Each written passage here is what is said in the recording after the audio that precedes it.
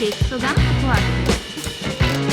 হাতা চালাতে থাকবো আর গ্যাস একদম লো ফ্লেমে রাখবো। খোয়া ক্ষীরটা একটু মেল্ট হয়ে গেলে এর মধ্যে অ্যাড করে দিচ্ছি আগে থেকে গুঁড়ো করে রাখা চিনি। এখানে আমি 2 টেবিল স্পুন চিনি অ্যাড করলাম। এবার ভালো করে মিক্স করে নেব।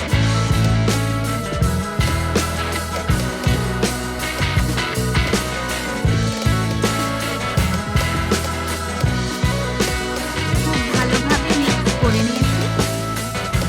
এবার এর মধ্যে অ্যাড করে দিচ্ছি রোস্ট করে রাখা সুজি। ভালো করে মিক্স করে নেব।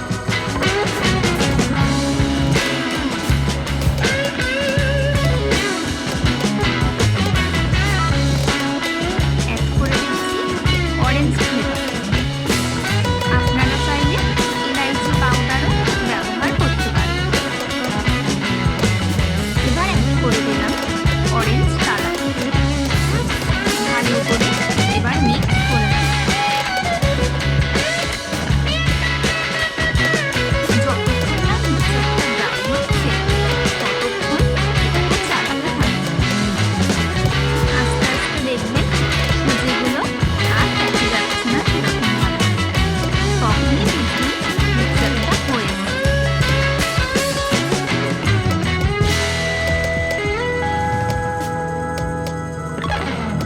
দেখতেই পাচ্ছেন মিক্সারটা অনেকটা ড্রাই হয়ে এসছে।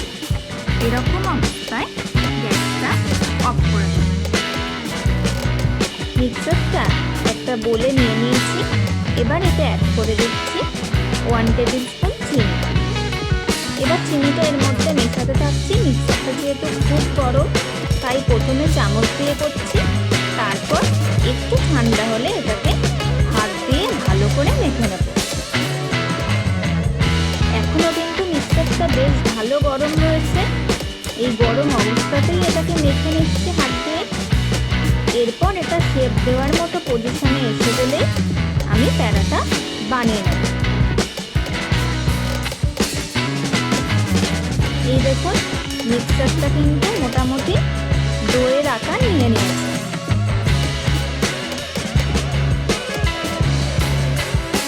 এবার একটা ফুড পেপার নিয়ে নিচ্ছি। এর ওপরে প্যারাগুলো রাখবো।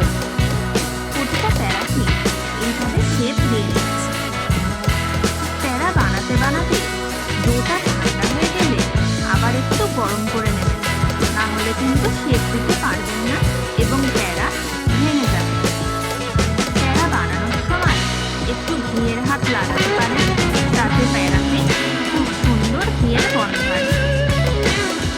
সবকটা প্যারা রেডি হয়ে গেছে।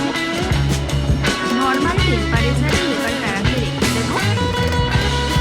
8 ঘন্টা মতো রেখে দিয়েছি। তারপর প্লেটে সার্ভ করে নেব। অরেঞ্জ ফ্লেভার খোয়া প্যারা একদম রেডি।